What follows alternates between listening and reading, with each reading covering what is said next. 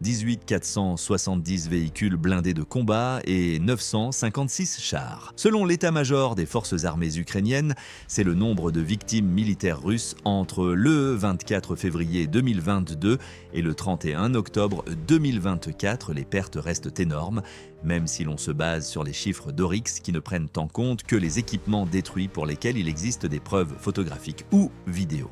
Il s'agit de 1723 véhicules de combat et de 3536 chars. Certaines nations n'en ont même pas autant en stock. L'énorme réserve de chars de la Russie s'amenuise rapidement. Cette base, un immense entrepôt destiné à maintenir l'armée russe en mouvement, était le dernier recours, mais elle n'est désormais plus que l'ombre d'elle-même. L'arsenal russe est en proie à de graves difficultés car il y a de moins en moins de chars et de véhicules disponibles pour être déployés sur le front. Mais à quel point cette immense réserve est-elle réellement vide et comment en est-elle arrivée à se tarir progressivement?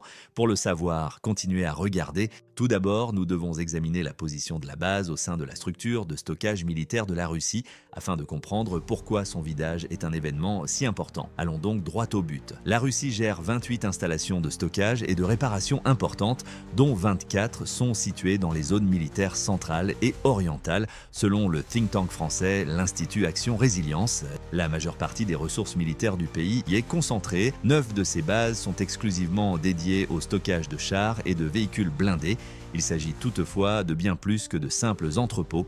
Elles sont essentielles à la capacité de l'armée russe à soutenir les troupes d'intervention et à régénérer l'équipement. Ces installations, connues sous le nom de base centrale de réserve de chars, abritent depuis la fin de la Seconde Guerre mondiale différentes variantes de chars de l'époque soviétique à nos jours. La Direction générale des véhicules blindés du ministère de la Défense, ou JAB2, est chargée de leur surveillance. Cette organisation est chargée de l'entretien et de la préparation de la flotte de chars de l'armée russe. Cependant, comme vous l'apprendrez bientôt, il semble que la GAB2 ne se porte pas bien. Chaque base centrale de réserve de chars se voit attribuer un bataillon de maintenance qui supervise l'entretien et le stockage des chars. L'état-major en Russie définit les priorités de maintenance en se concentrant sur certains modèles en fonction des besoins. Afin de préserver correctement les véhicules blindés, ces bases devraient utiliser des méthodes de stockage sophistiquées telles que des systèmes à air sec, mais comme vous l'apprendrez plus tard, cet aspect est également assez douteux. Une base centrale de réserve de chars se compose généralement d'un bâtiment administratif, de logements pour les soldats, de hangars d'entretien et d'espaces de stockage bien organisés. En outre, chaque installation dispose de zones pour l'élimination des voitures à la casse et parfois même d'un dépôt de carburant. Pour faciliter la logistique et garantir un fonctionnement sans faille, les zones de chargement pour le transport ferroviaire sont situées à proximité. Actuellement, les 9 dépôts centraux de chars sont situés dans les districts militaires de Russie. La 22 est base dans l'oblast de Biakostroma est la seule à se trouver dans le district militaire de l'Ouest. 5 bases centrales de réserve de chars se trouvent dans le district militaire central, Topchika, la 349 base dans la région de l'Altaï. La 1311 base se trouve à Vychnia Pishma dans l'oblast de Sverdlovsk, la 2456 base se trouve dans l'oblast de Novosibirsk, la 2544 base se trouve à Kozulka dans la région de Krasnoyarsk, la 6018 base est située à Kamyshlov dans l'oblast de Sverdlovsk. Il ne reste donc plus que 3 réserves centrales de chars dans le district militaire de l'Est, la 111 base à Komsomolsk au Namur dans l'oblast de Khabarovsk, la 769 base à Oulan-Oudé dans la région de Bouriatie et la 1295 base à Arseniev dans la région du Primorié. Dans cette vidéo, nous nous concentrons sur la 769 base d'Oulan-Oudé.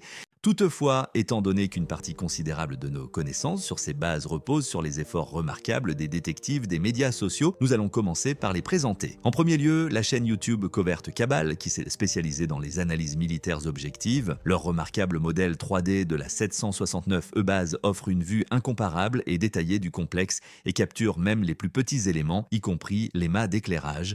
Ensuite, c'est au tour de @HighMastOnX qui a méticuleusement localisé les vestiges de dépôts russes et soviétiques. En plus de Covert Cabal, ils ont rassemblé et collecté une série de photos afin de donner un aperçu complet de la 769 base et de son évolution. Dans ce contexte, entrons dans les détails. Le joyau des sites de stockage de chars russes est la 769 base centrale de réserve de chars, anciennement la 227 base de stockage et de réparation. Cette base est située près d'Ulan-Ude, la capitale de la Berbère, Liberati et s'étend sur une superficie de plus de 3,86 miles carrés. Il s'agit d'une vaste zone dédiée à la puissance militaire. Avant la guerre, c'était le plus grand site de stockage de chars de Russie et il l'est toujours aujourd'hui. Les principaux modèles de chars stockés ici sont les T-72 et les T-62, la majeure partie du stock étant constituée de variantes telles que le T-62M de collection, le T-72A, le T-72B et le T-72 OBR 1989.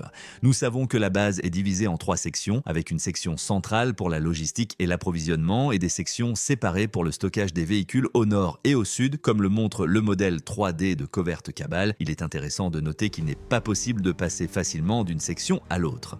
Pourquoi? En raison des murs de sécurité à 3 couches qui entourent chaque secteur, il est difficile de passer entre eux. Il faut longer la route principale, sortir par un point de contrôle de sécurité, puis rentrer par un autre point de contrôle pour passer d'une partie à l'autre. Même si l'armée russe n'est pas réputée pour son efficacité, cette disposition semble être un exemple parfait d'incompétence militaire, surtout si l'on tient compte de la complexité supplémentaire causée par la situation géographique de la 769 E-base. En raison du terrain accidenté de cette région vallonnée, il n'y a pas beaucoup d'entrepôts couverts.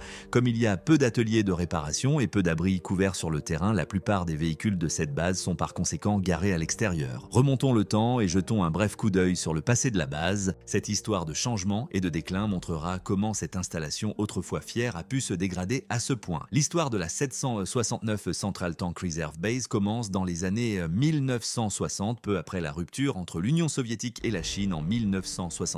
Cette base a été officiellement mentionnée pour la première fois en Occident dans une étude de la CIA.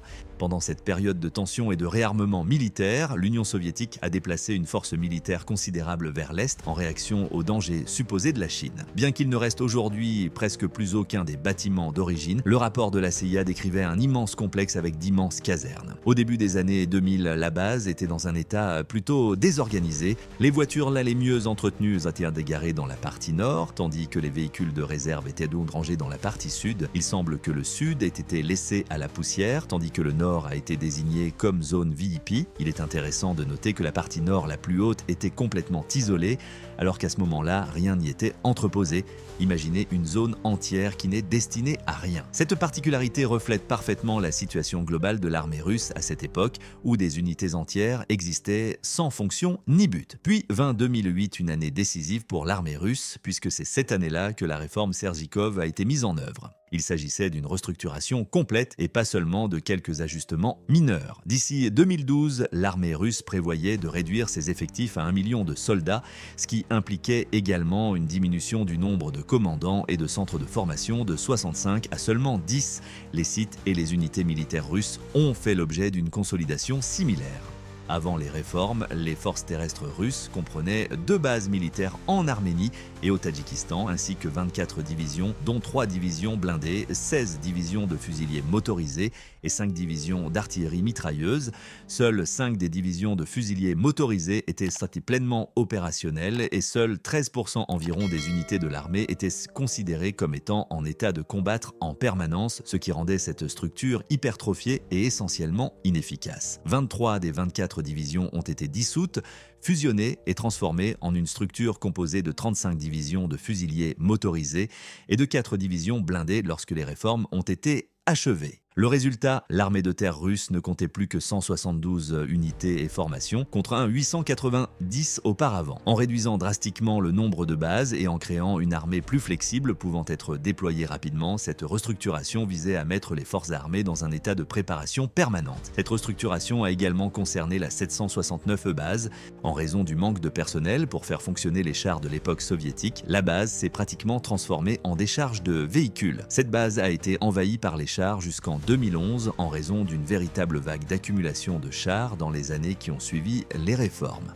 C'est pourquoi une stratégie massive d'élimination des véhicules a été lancée en 2012 avec pour objectif la destruction de 10 000 chars, d'où le mythe selon lequel la Russie possède encore des dizaines de milliers de chars dans ses stocks. La vérité est toutefois bien différente, alors que de nombreux chars attribués à la Russie appartiennent actuellement à d'anciennes républiques soviétiques comme le Kazakhstan, la Biélorussie et même l'Ukraine. La plupart des chiffres qui circulent en ligne datent de l'époque soviétique. On estime qu'au 24 février 2022, la Russie disposera d'environ 17 500 chars en réserve, mais que nombre d'entre eux sont stationnés à l'extérieur et en mauvais état. Considérer ces chars comme des chars en réserve est encore trompeur, même si en théorie ils pourraient être utilisés comme pièces de rechange pour des unités opérationnelles, comme c'est le cas pour nombre d'entre eux. Selon des estimations récentes, il resterait près de 6-0 chars en état de marche, mais ce n'est vraiment qu'une estimation, car comme vous allez le voir, leur état est très variable. En fait, c'est une fiction de dire que la Russie dispose d'un énorme stock de chars opérationnels. Revenons néanmoins à la 769 E-Base. Après l'invasion de l'Ukraine par la Russie en 2022, cet avant-poste autrefois puissant a été vidé de fond en comble. Cela a été si grave qu'il a enregistré la plus grande réduction du stock de chars de toutes les installations russes depuis le début du conflit. Une étude d'experts a montré que la base avait épuisé son stock à un rythme alarmant jusqu'à la fin 2022.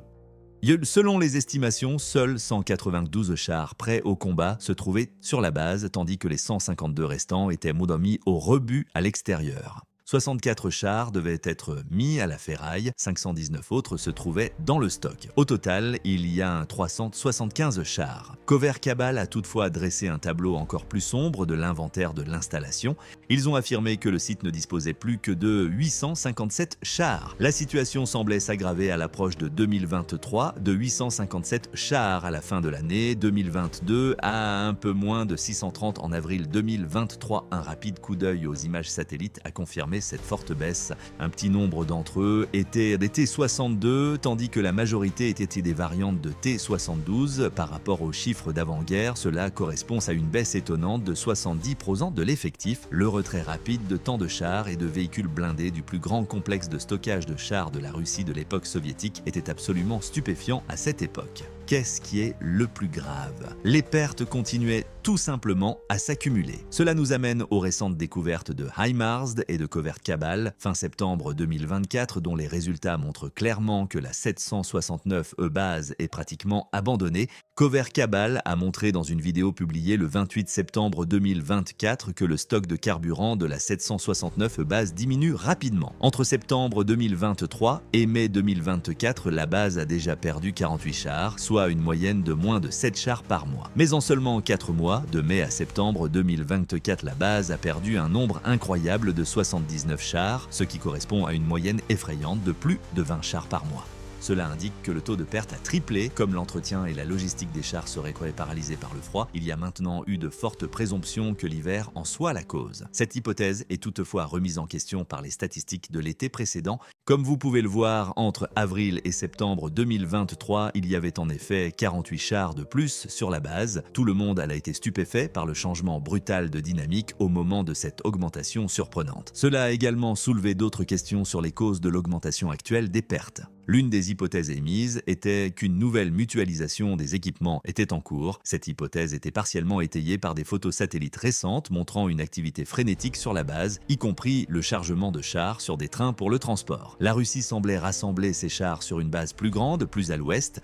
Pourquoi l'ouest? Parce qu'il est plus facile de transporter ces chars vers l'Ukraine en cas de besoin s'ils sont stationnés plus à l'ouest. De plus, à la mi-2023, la 95E et la 111E étaient les seules bases à l'est de la 769E et elles étaient déjà presque toutes épuisées. L'explication alternative est plus simple, les chars manquants sont remplacés par la Russie. Cette théorie a plus de sens au vu des pertes croissantes dues à l'attaque implacable de la Russie sur le front et de l'Ukraine en été et en automne. Il est fort probable que les deux explications soient valables. Mais attendez, quelque chose ne colle pas. Sur la 769 base, il y a encore des centaines de chars malgré ces énormes pertes. Comment se fait-il alors qu'elles soient presque vides? L'état de ces chars permet pourtant de se faire une idée. Comme vous pouvez le constater, la majorité des chars de la 769 base sont stockés à l'extérieur. En fait, cette stratégie est le signe de problèmes majeurs de logistique et de maintenance des équipements auxquels l'armée russe est confrontée. En termes simples, le stockage des chars par l'armée russe est un véritable chaos. En choisissant les emplacements de ces bases de stockage, la Russie est loin de répondre aux attentes. Compte tenu de sa taille, elle occupe une superficie de plus de 6,6 millions de miles carrés.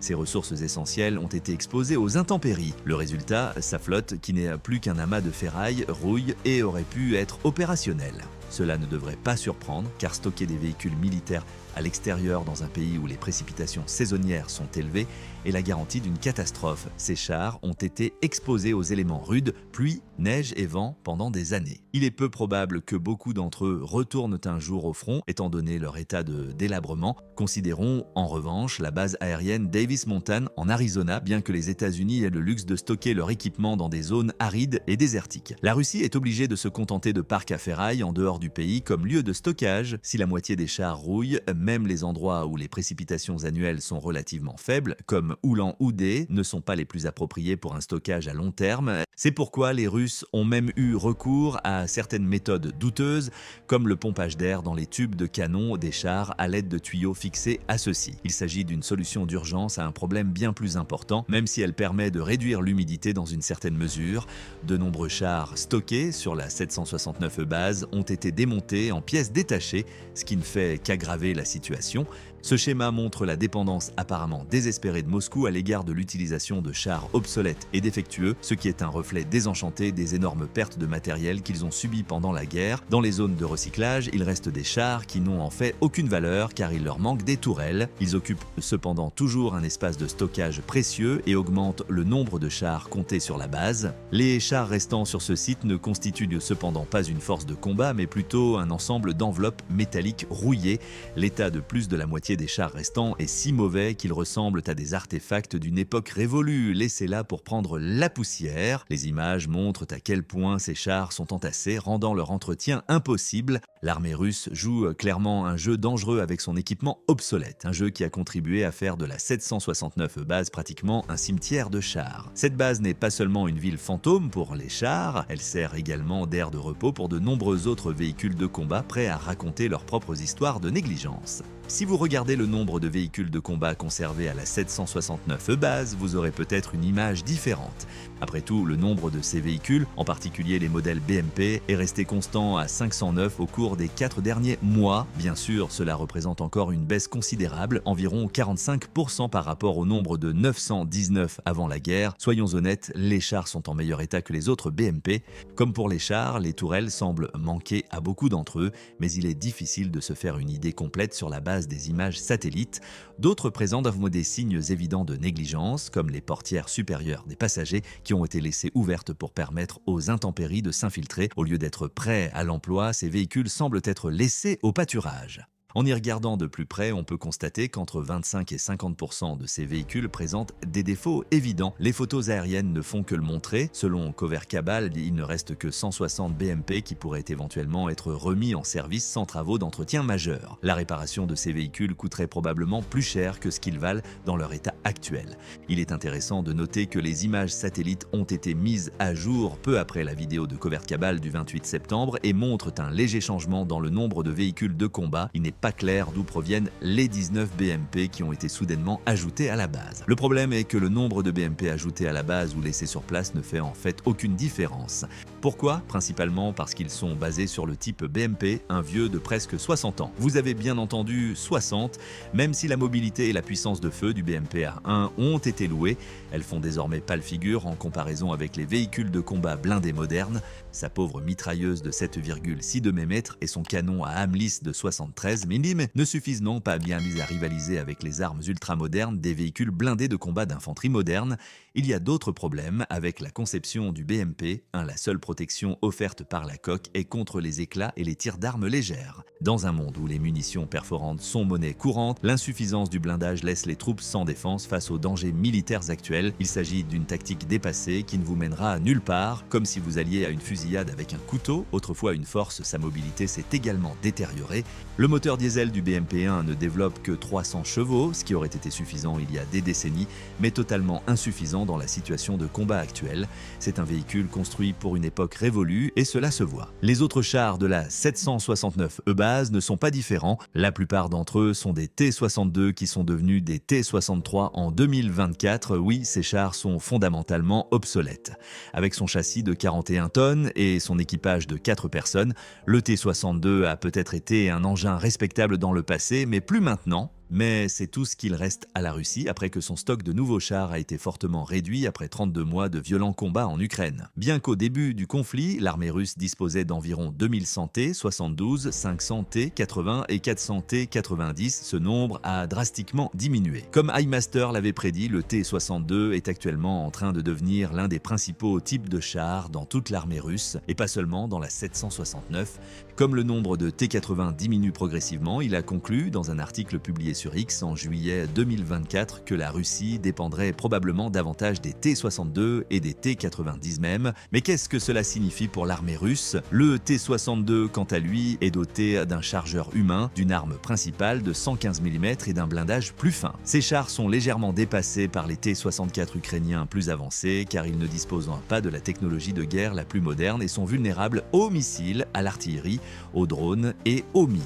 Andrew Perpetua, un analyste, a résumé la situation. Selon les critères des années 1980, les T-62 ne sont que partiellement utiles. Ces T-62 semblent être ce que l'armée russe peut faire de mieux car la production de nouveaux chars dans le pays est au point mort en raison de difficultés financières, du manque de main-d'œuvre qualifiée et de pièces manquantes. Qu'est-ce que cela signifie pour la base centrale de réserve de chars du 769E? Eh bien, les choses ne sont pas du tout ce qu'elles semblent être. Le début de la guerre et les efforts de mobilisation qui ont suivi sont principalement responsables de l'énorme diminution du matériel documenté précédemment, mais de nos jours, cette diminution reflète principalement les pertes continues sur le champ de bataille.